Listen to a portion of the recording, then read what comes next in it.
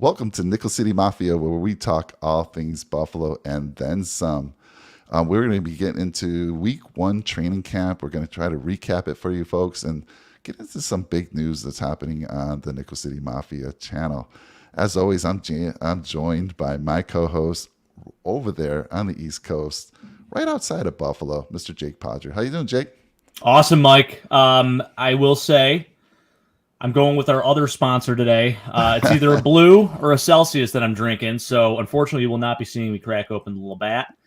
We're actually out of it. So, maybe if they want to send me some products, some more cans, maybe I could try out some different beers. I'm open. That's funny. This will be the one show that Labatt comes on and checks it out. Okay, Jake's been sending us all this stuff. I've been hearing all this buzz. Let's go check it out and see what this guy's bringing. That's why I had to put the plug in right there. If you could send us some more product, I'm actually out. I had a ton of beers in my fridge and, so many shows. I opened them up, had a big week of golfing this past weekend. So they went down like water. Just smooth, great tasting. If you have a chance, if you have Labatt near you guys, I don't know where you're watching this, but go pick one up. So before we get into all the details again, we're going to talk about our giveaway. We're going to review what went down in camp this week.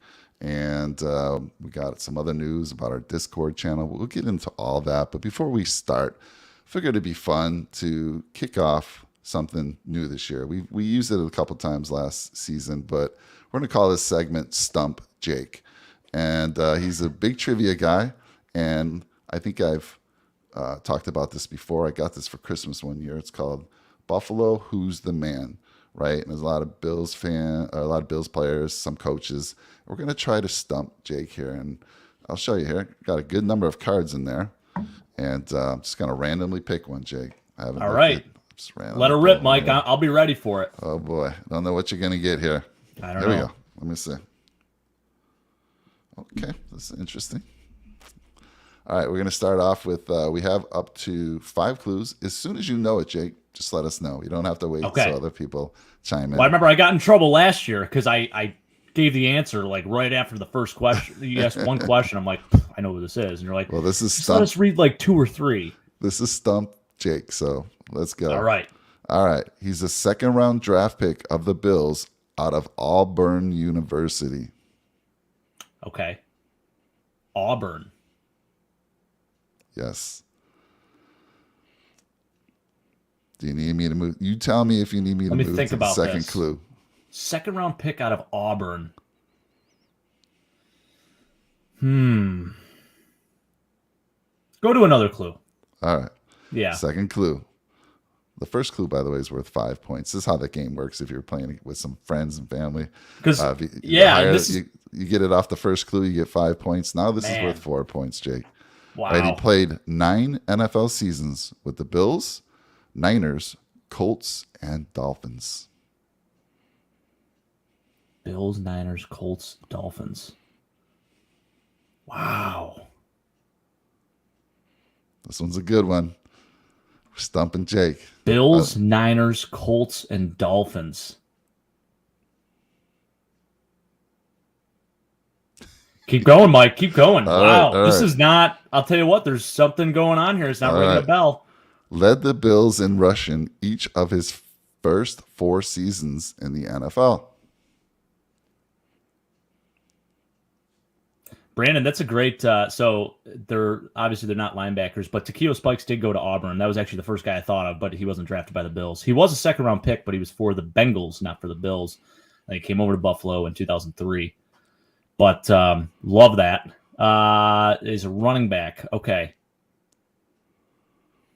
And he led the team his first 4 years in rushing. Yes, sir. Oh, is it Greg Bell? No. No, good. No, not Greg Bell. No, it can't be. No. You said Bills, Colts. Bills, Colts, Niners, Dolphins. Gotcha. Okay. Wow. Bills, Colts, Niners, Dolphins. Yeah, Greg Bell was part of the trade of the decade, so it can't be him. I was thinking Colts because of Eric Dickerson. Wow. There's a good reason why this one you're probably being stumped, but I won't give you any more hints. You ready for the next one? I think this one might give it away for you. All right, go for it. All right. Antonio out there saying easy, but here we go. Named AFC Rookie of the Year and the only rookie starter in the oh boy, this is important here, 1980 Pro Bowl. Joe Cribbs. You got it. Ding, ding, okay. ding, ding. I was thinking it was Joe Cribbs, but I wasn't totally certain on that. Man, that's terrible. I should have gotten that sooner. I was thinking that name, but I didn't want to say it too soon. I had a lot of names going in my head, Mike, and I'm like, no, it can't be them. And I was on the bubble on whether Joe Cribbs went to Auburn, so I didn't say it right away. But damn it, 2 points for you there. We're gonna. I'm better than that. You know what? I you know had to give me a few there. Well, I said Greg Bell because I was thinking of Eric Dickerson trade, but Greg Bell never played for any of those other teams. Never, yeah. So it's just. I mean, let's put it in perspective. He went to the Rams. He didn't go to the Colts. You weren't even born back in 1980. So. No, I got to be better. I mean, this is preseason. We're getting the kinks out right now, you know. But at least I got the answer. It just took a little too long. Usually, I'm right on the ball. So again, remember, this is I recommend this. It's so much fun. I've done this with Jake a few times. We use it around the house when we're wanting a little game time. Who's the man? All about Buffalo. Fun stuff. All right, Jake, let's talk about our giveaway that we broke a little early. We weren't going to break it till today, but we got the video done about, 3 days ago, and we just said, let's release it. Great giveaway. Let's talk about our sponsor a little bit. Great sponsor. This is the second time Auto, spelled O-R-T-O, has sponsored a Nickel City Mafia giveaway. And we go big. We try to go big, especially at the beginning of the season. I mean, last year we had a Josh Allen signed autographed helmet. We had a $500 gift card, $250 gift card, and then here's our fourth giveaway now in a little over a year, thanks to our friends over at Auto. And it's a cool little app, and I could talk about it, but I'm going to show you a quick little clip, and bear with me here for a little bit as I go over to. I gotta stretch all the way over here.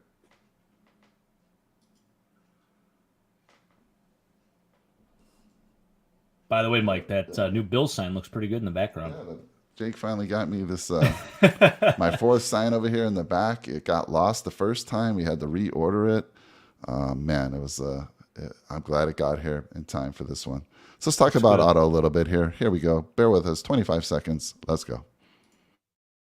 40% of the cars on the road hold a hidden history. With the Auto app, you simply photograph any car, and using our AI license plate recognition technology, you'll instantly have accident, sales, and owner data from multiple sources at your fingertips. If you work in the car industry or are simply buying a used car, use Auto to get the full picture. Search Auto, spelled O-R-T-O, on the App Store.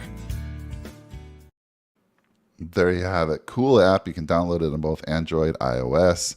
We're using it right now because my 17-year-old is looking for a used car. You simply scan a license plate. It gives you the full vehicle history. They let you get 15 free pulls a month.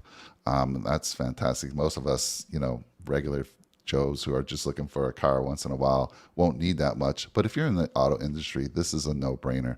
So cool little app. We thank you again, Auto. And I know, Jake, you've downloaded it and checked it out before, and most of the guys on our channel have, and it's slick. It's a great written app, and it lets you save up to 4 of those reports. If you need more, there's a subscription option, but we've used it with Caleb's cars that he's been looking at, and a couple times we found things that the seller didn't reveal, so good little savings for us there.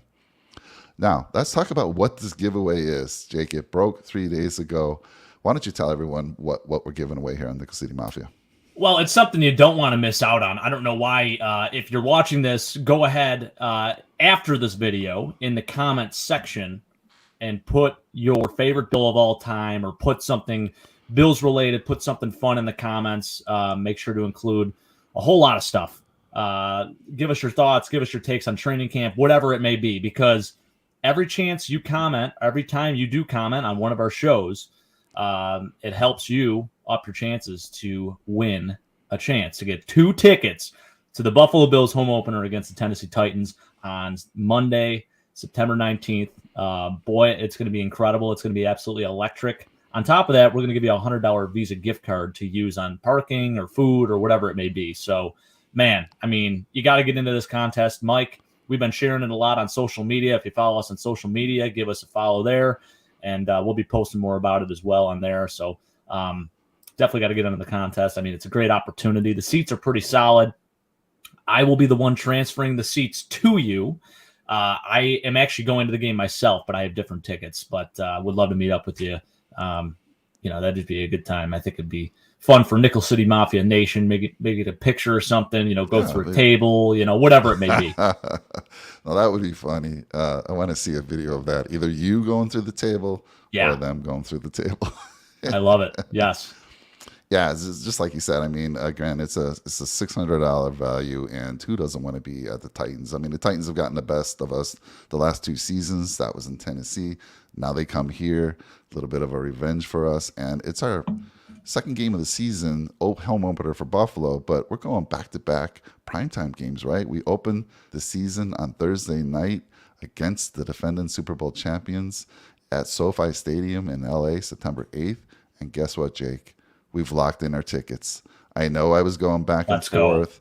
I was like, do I want to break the bank or do I want to build memories with my boys? And guess what won? Building memories with my boys. So I got Jonah, I got Caleb, and Brandon's flying out from Buffalo. Whoa, no way. So we got 4 tickets. We're going to that Rams game. It's a 2-hour drive for us. I'm like, man, for the amount of money we spent, I could pay for, the NFL package. But, it's just something that I want my kids to remember. Hey, yeah, I was at the Rams game when the Bills beat them on Thursday Night Football. Whether we win or lose, it'll be a great experience. We're winning that game. There's no question about it. I know. I mean, when we did our predictions, I think you had them winning. I did not have them winning for various reasons. Insane, Mike. You might need to change that now. But I know, since we're going to be there. We both did come up with the Bills being 14-3. We got there different ways. Yeah. It's going to be an incredible game. And I think the Titans game in Buffalo is going to be an amazing game as well. We got to get one of those games, if not both. So awesome stuff. Let's see what else do we got going on. Nickel City Mafia, Jake. We got a new Discord channel, right? Nickel City Mafia now has a Discord channel. By the way, all the information for the contest rules on the giveaway, I highly recommend you listen to it. It's a 4-minute video, 4 minutes 40 seconds, something like that. But also, you want to put comments on that video. That's another way you get additional entries. But yes, we started a Nickel City Mafia Discord channel. And again, that link is in the description below as well. You have a channel there for talking Buffalo Bills. You have a channel in there for golf. And you have a channel in there for fantasy football, which I know most of the people who listen to this channel are fantasy football folks. You are as well, right, Jake? Of course I am. Actually, I was with my fantasy group last night. It was basically like our younger brother, if you will, of the fantasy group. He just turned 21, so we had to go out and celebrate, Mike, and it was an absolute electric factory. There's this place in Buffalo called Hoffer House. Man, we were standing up on tables. We were dancing. I think I got into some people's videos, like random videos. I was out there on the dance floor. I had my Hawaiian shirt on. Oh, man, it was just an absolute vibe. Incredible time. Man. Definitely recommend that to anyone. I mean, the beer is decent. It's not Labatt, but, it's decent. Labatt, you want to send us some free product? We could try some more out. But as of right now, drinking Celsius again. I'll tell you what. Where was I going with this? I forget. I was asking about fantasy football. So Chris and Rick. Yes, we were with the fantasy group last night. Yeah. And we were celebrating and stuff. And we're talking about our draft and everything. We're going year 10 in Vegas, Mike. We're going to make it happen. If you've ever seen the show The League, that is very similar to how our fantasy league is ran. And wait, you're going to Vegas? Maybe. Okay. Well, if you do, we'll see what the wife says. I'm about a 4-hour drive. I would make that drive. I'll let you know. I'll let you know. I see Antonio out there. He's like, if I win those tickets, I'm jumping through a table, and he'll record it. Yes. Would love for one of the longtime subscribers to win this. But if you're new to the channel, you still can get into this as well. Drop a nickel on that subscribe button, like, and most importantly for these shows, you definitely want to put a comment. And it's not in the live chat. I don't know if we said that already. Do not put it in the live chat.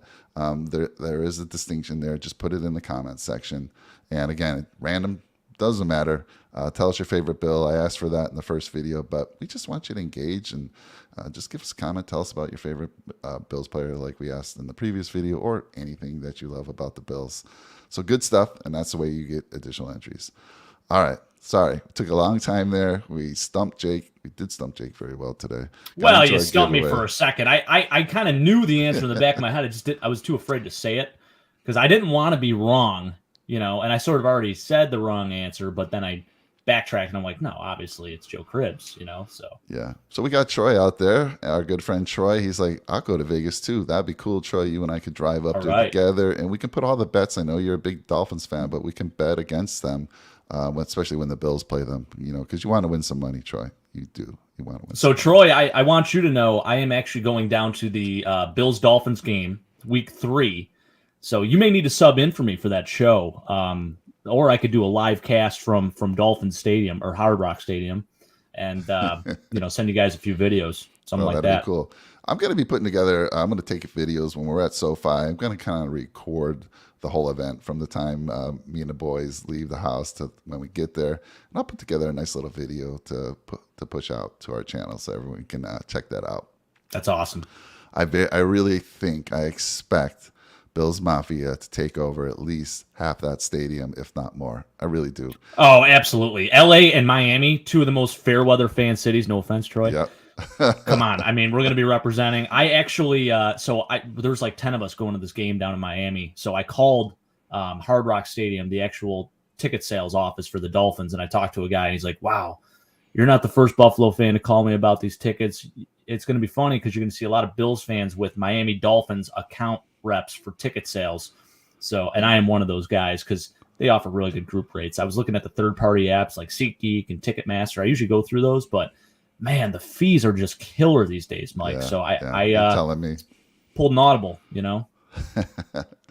All right. Well, all good stuff. And now let's get into what the show was supposed to be about. And that's recapping week 1 at training camp. No pads. They did put on the pads yesterday.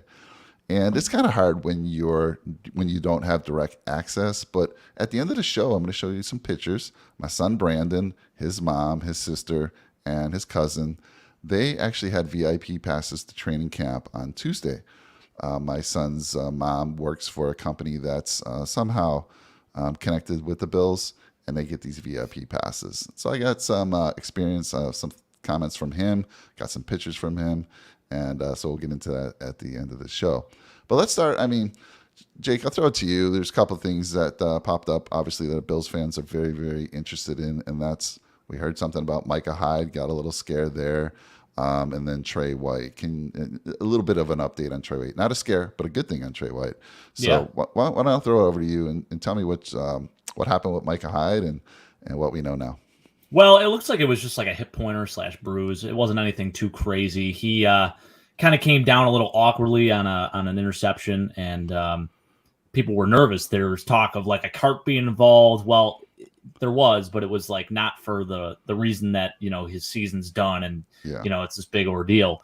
He actually got up himself without assistance, kind of limped over, and he sat on the cart and they kind of drove him in, and he just got inspected, just making sure that everything's good. He was out yesterday, actually. He didn't practice actually or anything like that, but he was out there and, he was going through some exercises and whatnot, but he wasn't, banging him up in full pads or anything like that. But it was good that he was at least on the field. I don't think it's anything to be concerned about. So definitely good news.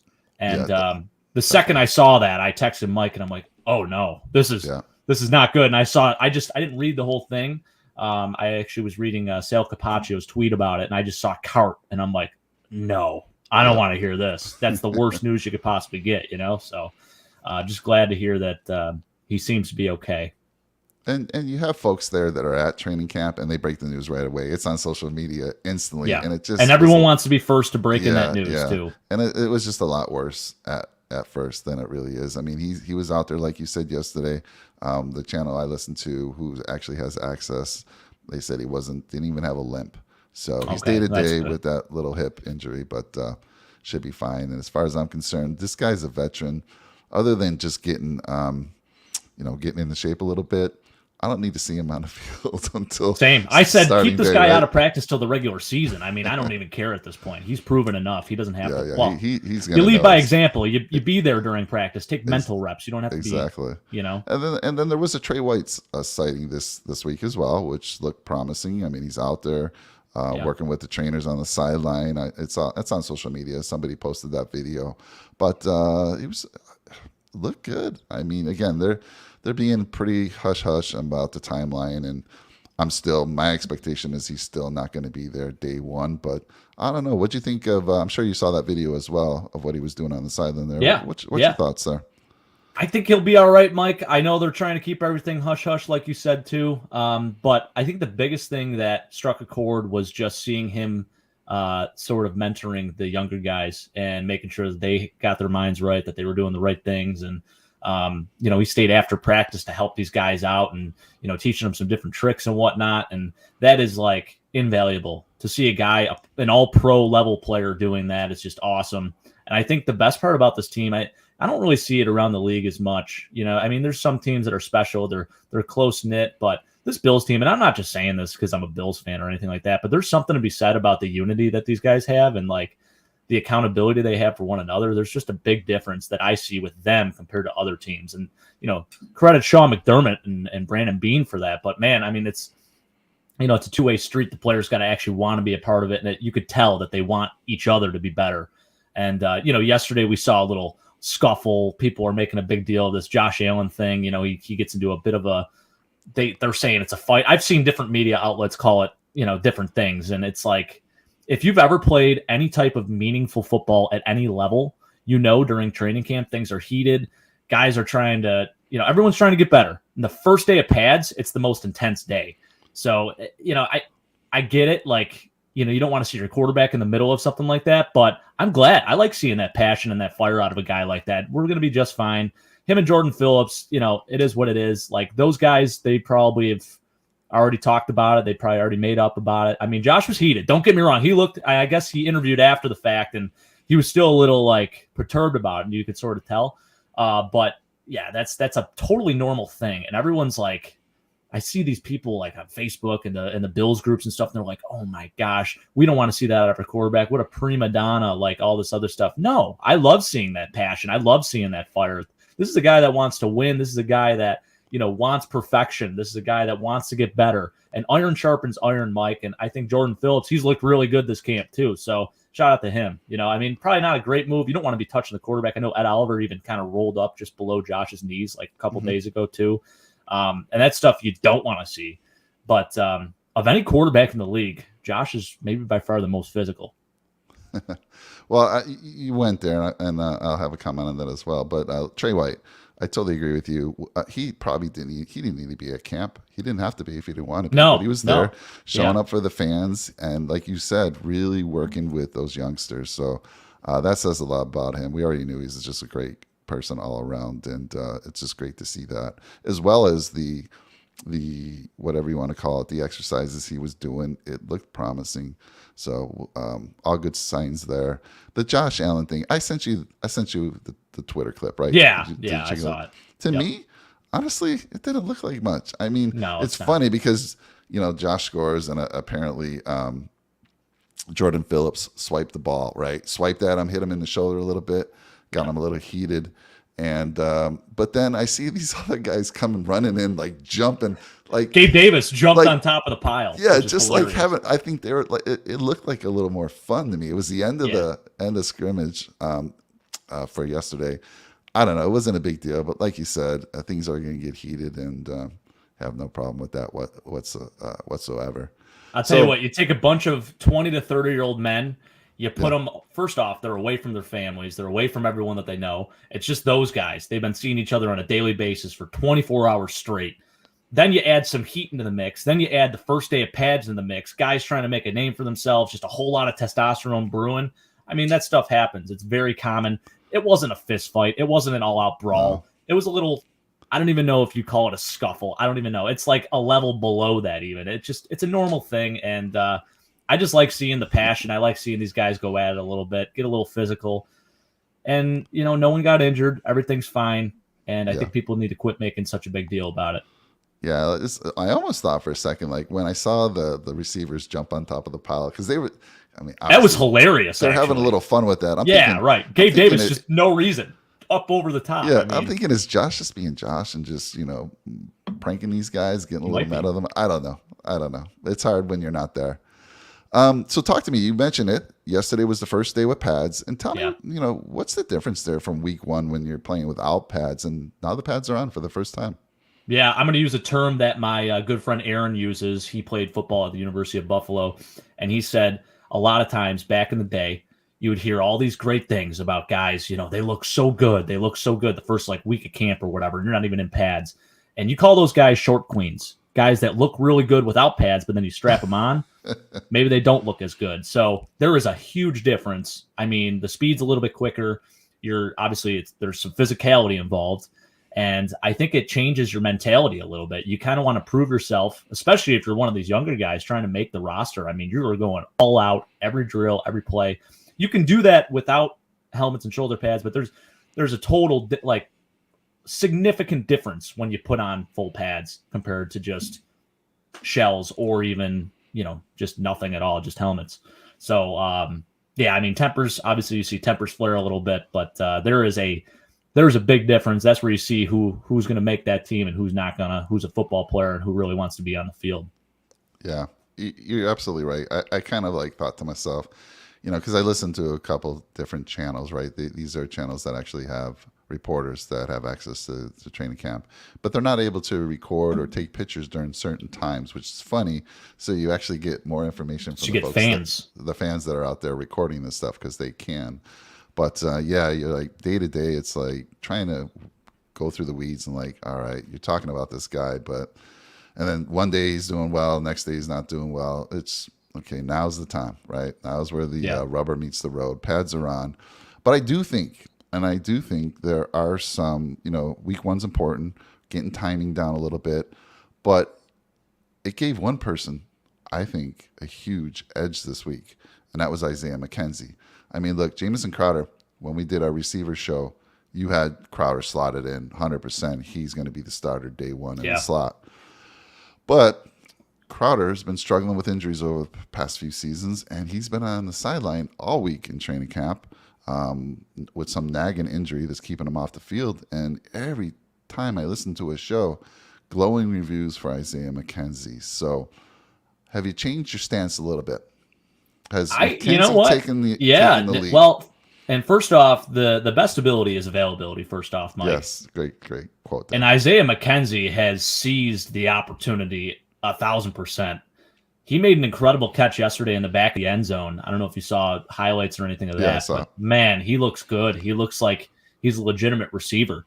I think he wants to prove a little something. He came back to this team because he wants to be in a more designated role, more, I guess, contributing more to the offense and not so much just on the special teams end. So he's really taken advantage of it. He looks amazing. Everyone's had just these very, very high class reviews of how he's been performing in camp. And I'm happy for him because I think he's definitely a fan favorite. He's one of our favorites, Mike.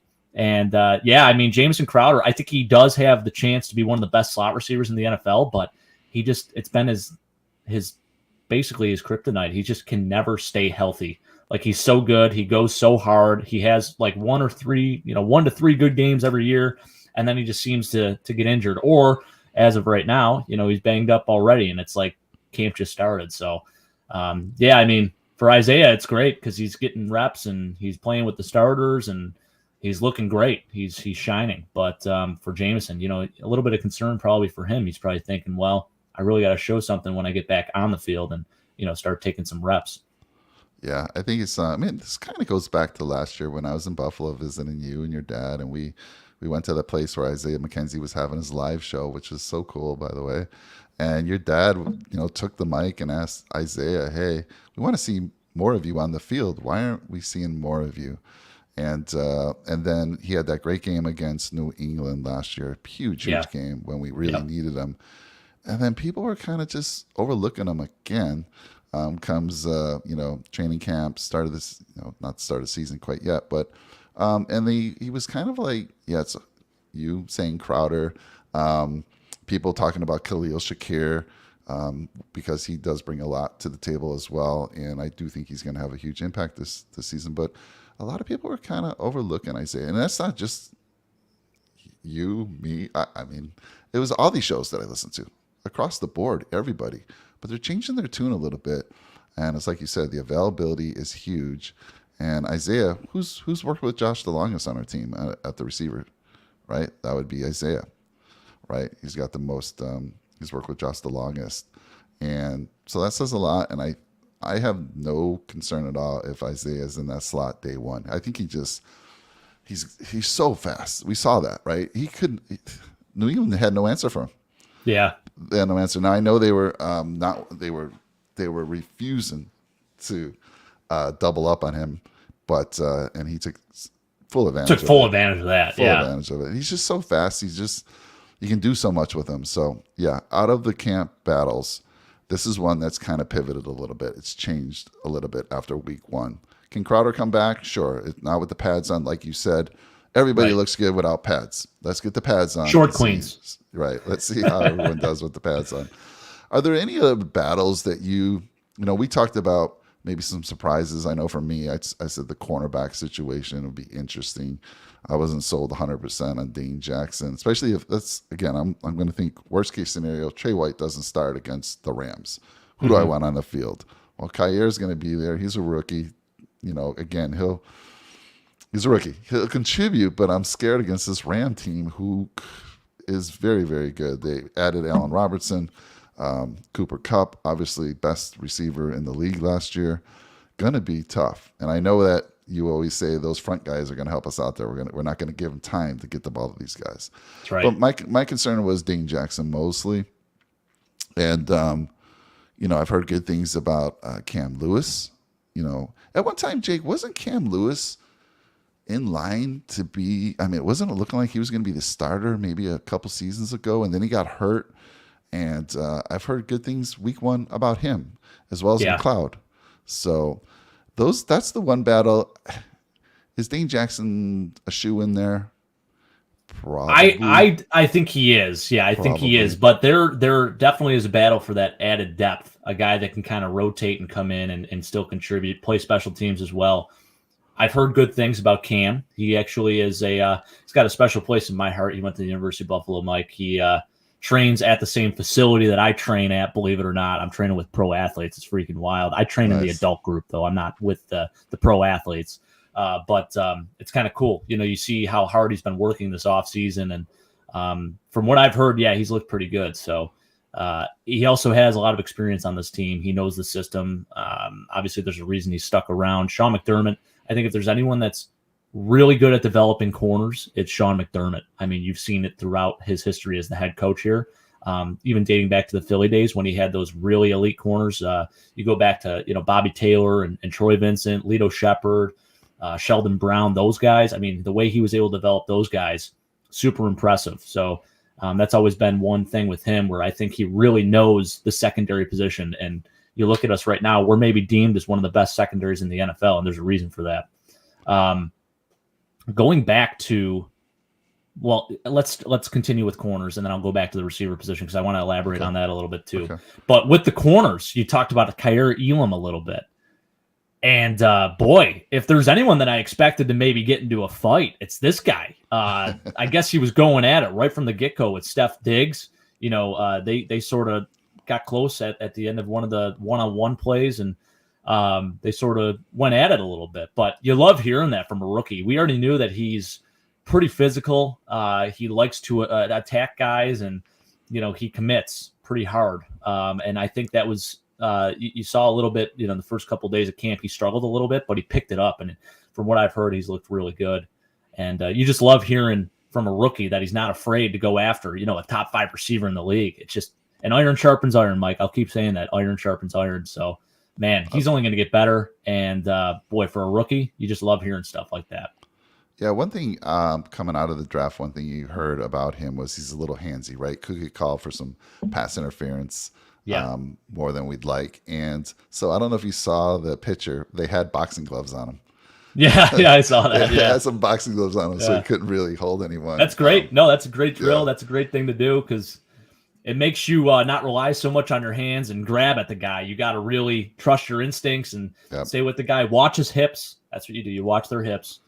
And for the first time yesterday, I heard somebody mention Elijah Griffin. Yeah. And had a good day, actually, apparently. And so one thing this show brought up that's, if you think about it, it makes a lot of sense. Look, Elijah Griffin is a undrafted free agent out of USC, right? He was a highly recruited corner at USC. He's been with the Bills now on the practice squad all last year. They re-signed him.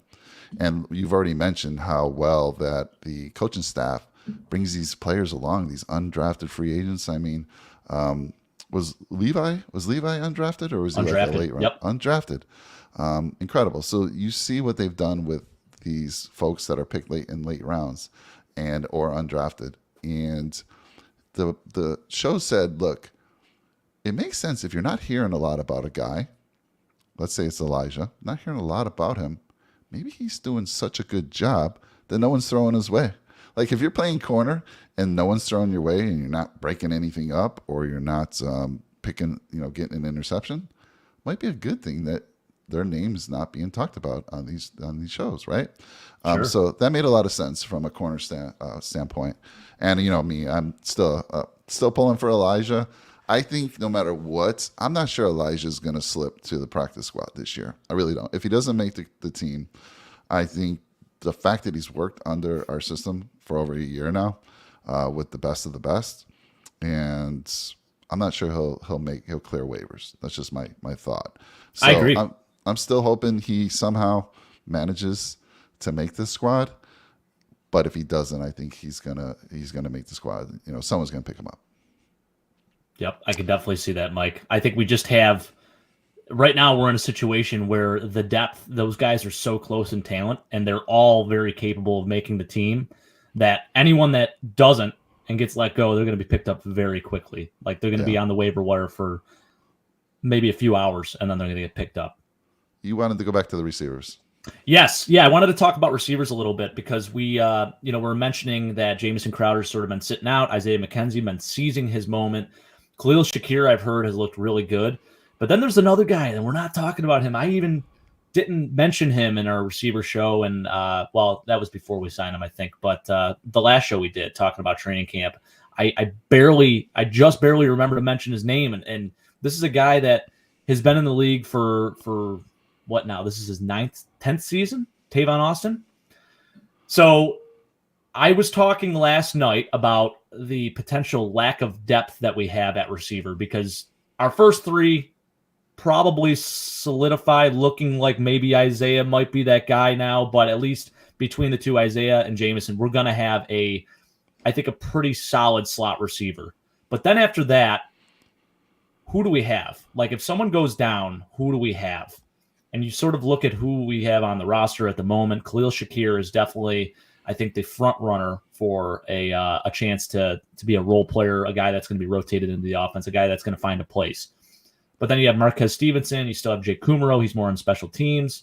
I mentioned Marquez Stevenson. Tanner Gentry, who I don't know if he's going to make the team. He's been here like back and forth, like every camp. He's been on the practice squad. And I know Josh loves him. They played together at Wyoming. Neil Powell, and then Tavon Austin. I mean, they were talking about how great Tavon Austin looked in minicamp, and I haven't heard a lot about how he's doing in camp right now, but to have a guy who has the veteran status that he does and a guy that's been able to play in a similar role to Isaiah McKenzie, I think is super valuable. So I think that's a guy that ultimately will make the team just because the depth after those like four guys I mentioned, I think it kind of goes down a little bit. So you need a guy that's a veteran that can still make the team, that can offer you multiple roles as a returner, as a slot guy, as a gadget player. And I just wanted to mention that. I think Tavon Austin has a spot on this team. I think we talked about him last time when you brought him. We did, but I barely. And, it was last minute. I didn't even mention his name in those first initial receivers, and I'm like, how am I forgetting about this guy? And even so, I haven't heard a lot of talk about him, so I needed to bring him up. Yeah, no, that's fine. I think I disagreed with you last time, and I'm going to stick to my guns on that. I'm not so sure. Look, Marquez Stevenson, again, depending on who you listen to, every time I listen to somebody who has access to training camp, he's dropping a ball. And for me, if I'm listening to that, I'm like, dude, every time I hear this, I'm like, Marquez, you're going to be going to the practice squad. He made the squad last year. He's either going to get released if I'm listening to them. But now you bring up Tavon Austin, who's been in the league a long time, another guy who could play multiple roles, just like Stevenson could. I think it's really going to come down to who wins that, right? Because Austin, we obviously need a kick returner. We struggled last year with a kick returner. Micah Hyde was our best, most secure kickoff returner. We talked about this a few weeks ago.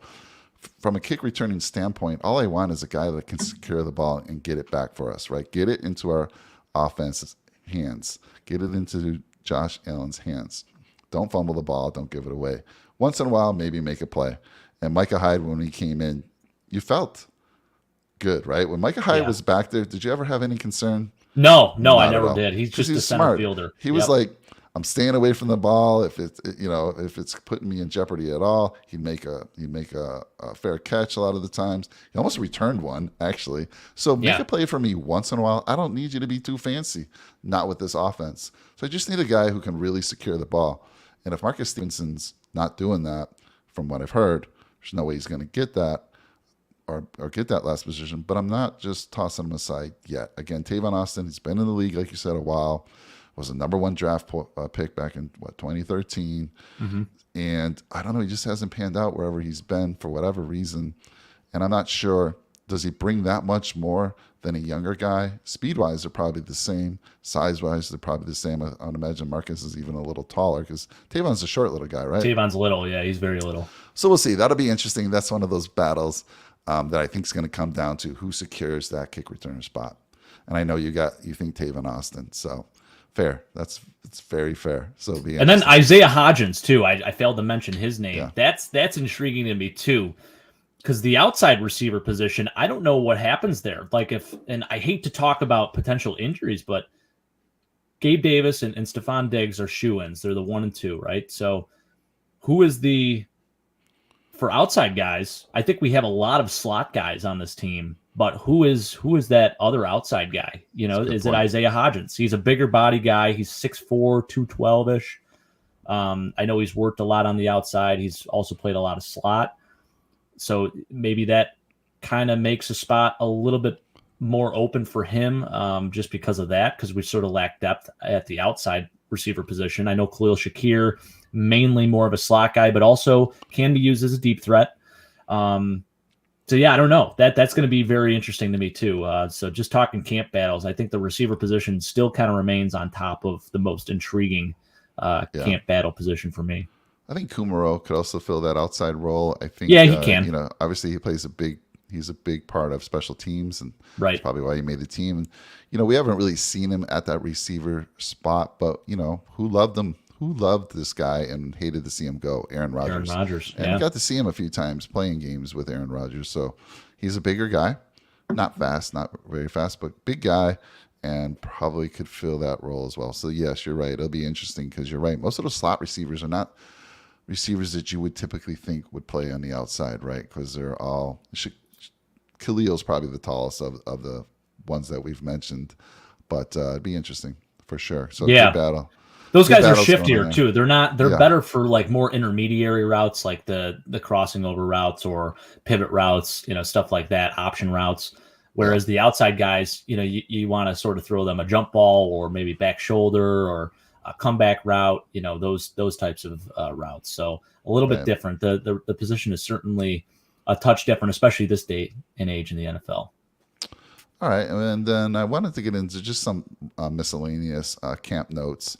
Obviously, Spencer Brown is still not participating. And I learned, and I don't know when this was revealed, but he had some type of back surgery, right? I'm sure you've heard that or read that. Yeah. They haven't really gone in too much what that was. When you hear back surgery, take it from myself, my dad, who have had surgeries on her back, it's no joke.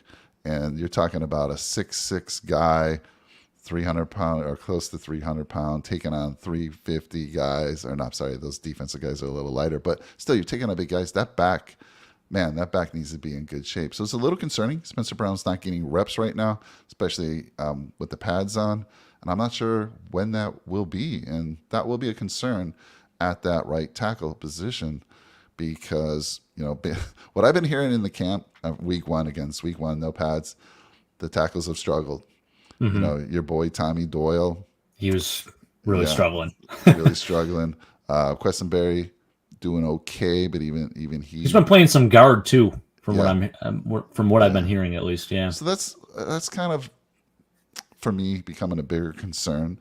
We know what Spencer Brown, started last year, like week 3, got the start, had some brilliant moments, had some moments where he's a rookie learning, and coming into the season, we have big hopes for him to go to that next level. But if you're not getting on the field and working with that, working against that top defense, which is a benefit to us, right? Anybody on offense, we're playing against some of the best defense. We were the best defense last year, and I expect this to be near the top again. But what's your thought on that? Yeah, it definitely is concerning. I think going back to what you're talking about with the tackles, that's obviously a concerning piece, definitely. But again, they are going up against some excellent defensive linemen too, and that defense is going to be stout. We're going to be good. Von Miller, they're saying, looks incredible, and they were saying a lot of this during the time period where we were just wearing shorts. Yeah. But I guess yesterday he looked great too, and he's been mentoring guys, and a lot of people saying, he doesn't want to be in Buffalo and all this other crap, and I don't know. I don't see a guy that doesn't necessarily want to be here or anything like that. Like he made the choice to sign here. He's making a ton of money, and from what I've seen, it's been nothing but good things. So I don't know what people are talking about with that. Defensively, we're gonna be stout up front, Mike. I have no worries with that. I think we're gonna be one of the best in the league, and offensive line, we'll figure it out. We're a little banged up there. Roger Saffold's still out, obviously with the rib injury, and we have some guys that are very interesting. Greg Van Roten, another guy, a guard. We talked to a little Tommy Doyle. Yeah, he's young. I think he's still very raw. Tall guy, too. I think he's just, he's got to figure that out. He's got to figure out the leverage part of it and, sort of figuring out the pass blocking issues that he's been having. Spencer Brown, banged up for sure, but I think he'll be okay. He'll be okay when he comes back. Trying to think of some other guys that I've heard them talking about a little bit. Deon Dawkins has taken a couple of days for personal. Yep, I saw that. Yep. Time, and you can read a lot into that. I always get worried when I hear that, and I feel like I heard one of the shows say that, like Mitch was saying, send prayers to Dawkins. So not sure what he's going through. Yeah, but hopefully everything's okay there. I hope so. Yeah. You hate hearing stuff like that, if it's a family thing or whatever it may be. You don't want to speculate on what it is, but hopefully everything's good. Yep. All right. Well, I mean, if there's no other camp notes that you have, I think I've shared all mine. Do you have anything else? I do. Yeah. Okay. One other thing is the tight end position. From what I've been hearing, at least, they're saying OJ Howard is not really living up to expectations. People were super excited about him being able to pair him with Dawson Knox. I did hear it was like day 1 of training camp, and we went with more of a heavy personnel. We had it was 22 personnel, so we had I think they said we had Dawson Knox, OJ Howard, James Cook, Reggie Gilliam, and Gabe Davis, and they were sort of like in a more tight formation. And then Josh Audible, he went into shotgun, and we went 5 wide. So that just sounds super intriguing to me, and that's something that, I feel like in the past we've never really done before. So it kind of gives us the opportunity to do that. We have some more athleticism at those positions, specifically talking the tight end position.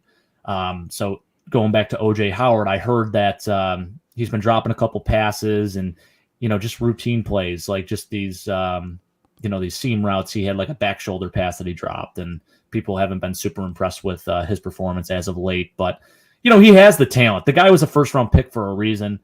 He's a freak athlete, and I think he'll be okay. I'm not concerned about him getting cut or anything like that. He's going to be on the team. He has a position, and they're going to utilize him. I think he offers so many different mismatches, and again, it's something that we haven't had in the past. We have 2 really athletic tight ends, and that's super exciting to me. Now, in terms of the depth there, I talked about Tommy Sweeney a little bit last show. Where does he stand with this team? Because we have another kid, Jalen Weidermeyer, who I love.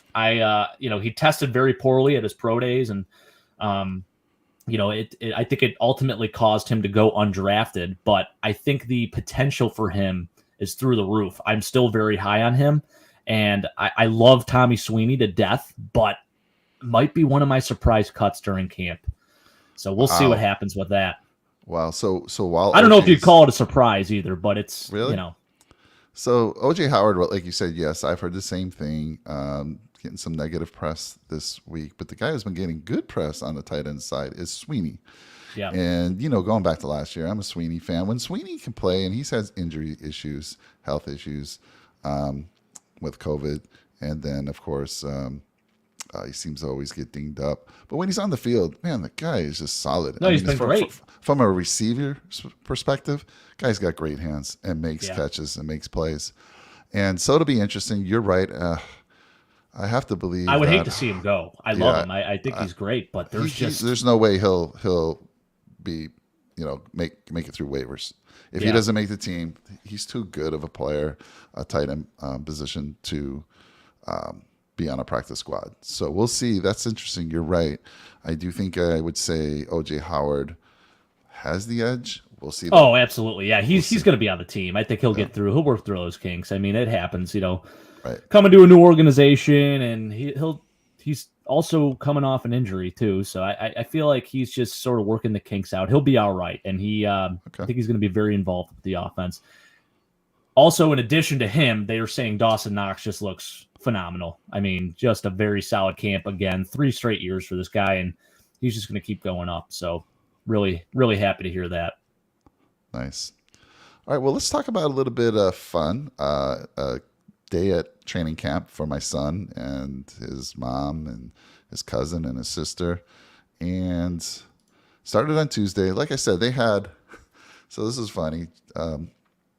Brandon calls me on Monday. He says, "Hey, Dad, Mom's got VIP tickets to training camp." And again, I told you the company she works for is connected somehow to the Bills organization, so they get these VIP passes. It wasn't open to the public, so there's a lot.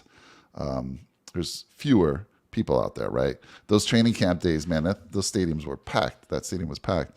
Mm-hmm. But for the VIP sessions, not so much. Like I'll show you a picture here in a little bit. There's like no one behind him in the stands. I'm like, wow, this is awesome. So there's a little picture there from kind of where their perspective was. They have the little rail there, very close to the players. On the right side, so when he calls him, he's like, "Yeah, Dad, I think I'm going to be able to get Josh Allen's autograph. Do you want me to try to get one for you?" And I'm like, "Sure. Why don't you do me a favor, though, because I'm going to get Josh Allen's autograph. I'm not putting on something crappy." I had him go pick up this Wilson official football. Now, that football's not cheap. It's like a $160 football. I'm like, what the hell? Why is a football so expensive these days? It's just a piece of leather. Anyhow, he picks that up, and I told him, well, look, if you can't get Josh Allen's autograph, we'll just take it back, and which is what he did. Because I'll tell you what happened there. So we'll go, cool stuff. And then we got some here's a nice shot here. You see Mckenzie on the field, Josh Allen. I love these. They look like Predator helmets to me. Those big. Oh, I know, right? Those helmets, I mean, they're creepy. Literally, you've seen the Predator movies. I would imagine, right? Just from the distance, that's the Predator out there. Yeah, it kind of does. That's a new thing they started using for those helmets to help a little bit with the whole concussion issue. Just a little added protection, and obviously making sure that guys don't go down with a concussion during camp and during practice. And I don't know who the guy here is on the sideline in the front. I don't think it's Dorsey. Dorsey's too skinny. I don't know if that's I have no clue who that might be, but you can see he's got the little plays in the back there of shorts. Any idea who you think that might be? It's hard to tell. It almost looks a little like Brandon Beane from the backside, but I don't know actually. But yeah, he's got a play sheet in there, so it's got to be a coach. And then over here on the right, you see Dawson Knox. So Dawson Knox, both my daughter and my son, just super nice guy, signing everything for everybody. So there he is, and you'll see. Yeah, so there's no like places where the guys go set up shop in a tent, and you know that's kind of what I was imagining for some reason. You have to catch them as they're walking off the field, right? So Dawson Knox signed, I think my Brandon's mom and my daughter got some things autographed from him. So cool stuff there. And there's Brandon on the left there. So Brandon on Monday when he called me, he's like, Dad, I'm going to go buy a Josh Allen shirt. He went to the Bills merch store there in Orchard Park, bought that beautiful Josh Allen jersey. He's like, I want to get it signed. And but unfortunately, you can see Brandon here in the next two pictures. This is hysterical to me. There's Brandon with the football. He's working his butt off to try to get that thing signed for his dad. And he's like, Dad, I wasn't even going to ask for my jersey because I wanted to get that football for you. So here he is. Josh, though, skips over him the first time, and he's signing kids. And, he hasn't quite put two and two together. Then he runs down the line. He runs down a little bit further. And here he is again. You see him in the right picture there. A little bit in the backfield. He's got the football. He's holding the football up high. He's trying to get it in there. And, again, Josh skips over him. He's like, what the heck? And he runs down. He runs down to the final spot. Actually, there's Kyer. I should have had these organs a little bit. There's Kyer signing some folks. And then you'll see who Brandon was able to get signed. I think he got Ed Oliver, Taron Johnson, and Kyer Elam. A little bit of a bummer. If you buy a Josh Allen jersey, who do you want to sign? And those guys sign them. You want Josh Allen signing that. But, great players, though, still. That's awesome. So he tried to hit me up. I was working that day, and he's like, Dad, is there anyone else you want to have sign that football? And at first I was like, no, but then I'm like, you know what, the rookies, see if you can find James Cook or Kyer, Von Miller. But unfortunately, it had been I didn't respond in time, and those guys had left the field. And then here's the last try. So here's another perspective of Brandon there right in front of the gate, watching the field. But over on the right there, I'm sure most of you folks saw this. This is Josh Allen taking off his cleats, signing them. Awesome, giving it to two young boys who they'll never forget that. But if you look over here down in the below, again, it's kind of small here on the screen, but there's Brandon trying for the third time. And strike three. He gets skipped. Now, what was happening is that Josh was obviously just signing kid stuff. Now, not all the players were doing that, but Josh was. And I felt bad for my boy because, he's 26 years old. He's not that far removed from a kid. And the only thing I said is like, man, it would have been nice if somebody on the Bills PR would have come out and said, hey, Josh is only signing. Right. He's only signing for kids. Like when I went to, back in the day when I waited in line for Jim Kelly's autograph, they came out ahead of time and they said, look, Jim's not signing any autographs. He dinged up his hand. And great. I was fine with that. But my poor boy is trying to he's running down. If they would have told him, he'd be done with it, right? He would have like, all right, I'm not even going to try. I won't even try for my jersey. So that was a little bit of a bummer. It's great to see Josh Allen given to the kids and stuff like that. And that cleat move was pretty awesome. But that's great, man. Brandon, thank you, buddy. I appreciate you going all out to try to get your dad a signed autograph football. And he wasn't the only one being skipped. Don't get me wrong.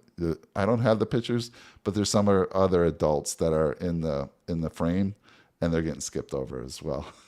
So I looked into this a little bit, Mike. Yeah. And I could put you a little bit at ease. From what I've heard, any official NFL merchandise like that, specifically like an NFL football, I think there's something not only written in contracts, but I think there is something that says like pretty much that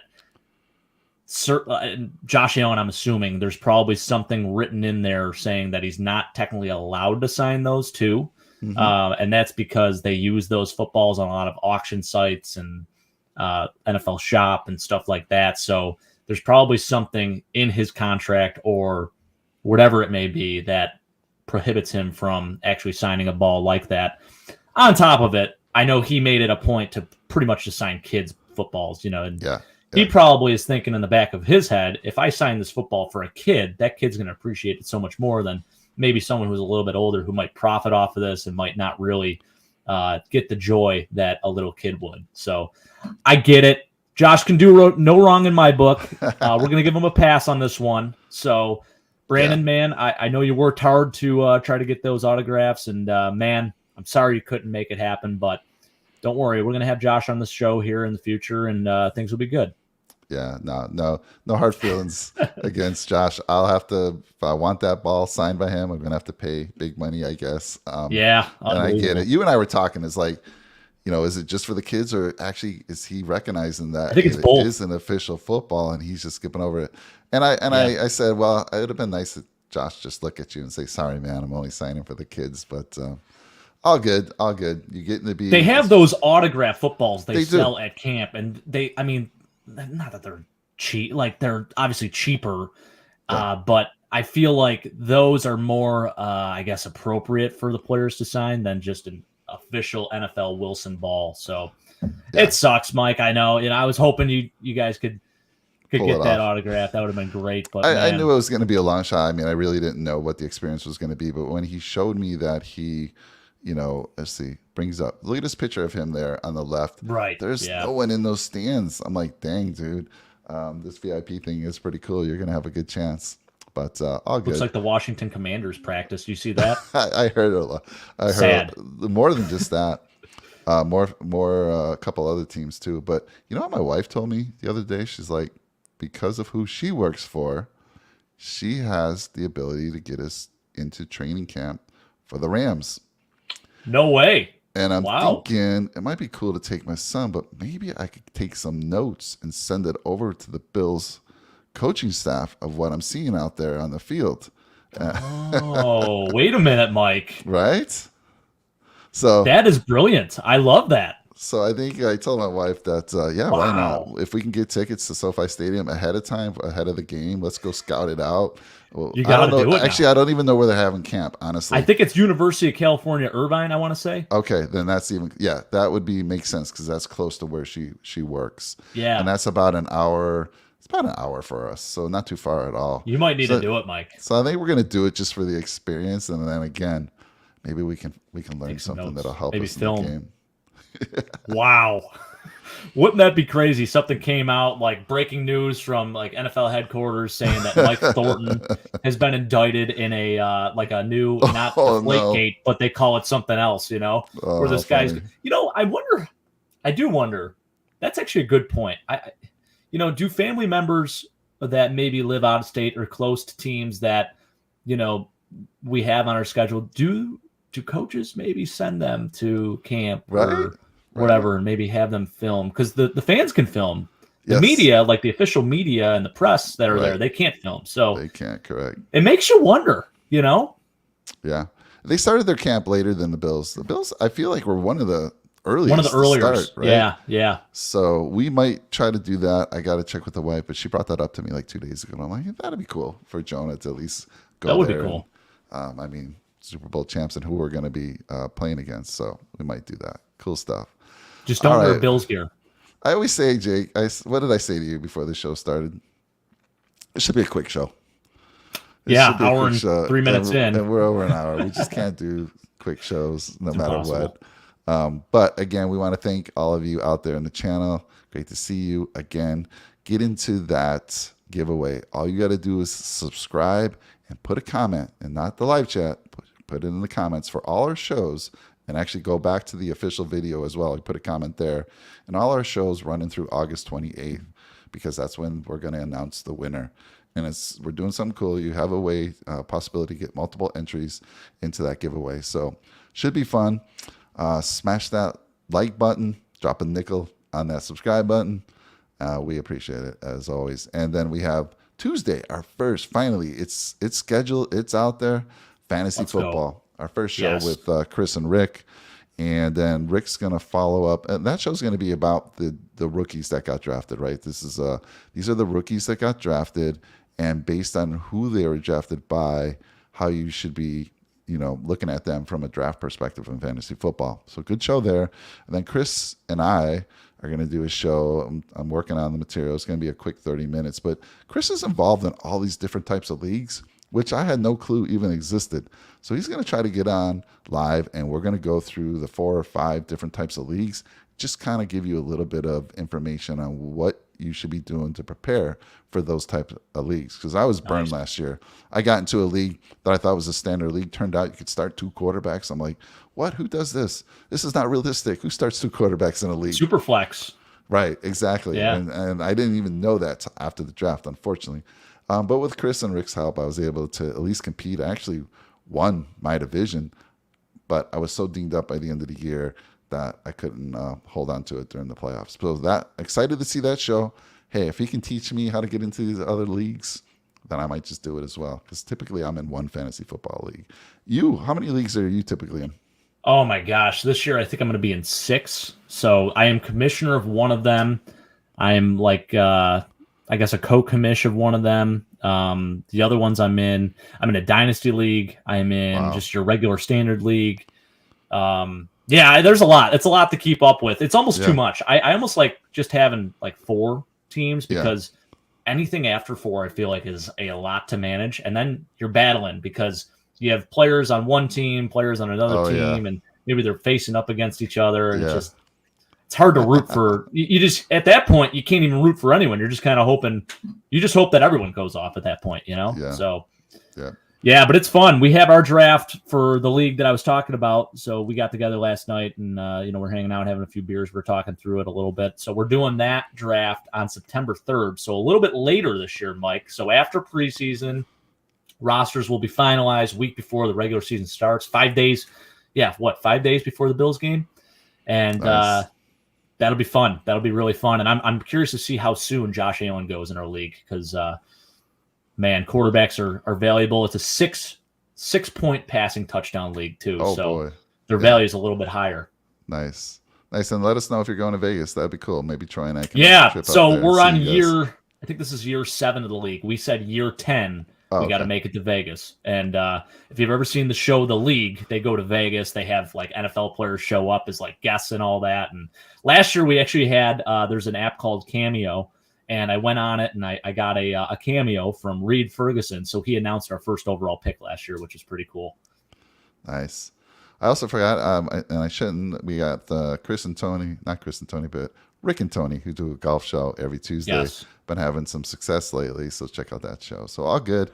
Thank you guys again for hanging out with us. Sorry it took so long. We just love talking Buffalo. By the way, look at the new shirt. It says NFL Jam. I got it from this site called Homage, and they got some cool stuff on there. It's kind of like a retro take on, NBA Jam. It's a spinoff NFL Jam. And it's got like Josh Allen and Stephon Diggs and their stats. It's kind of cool.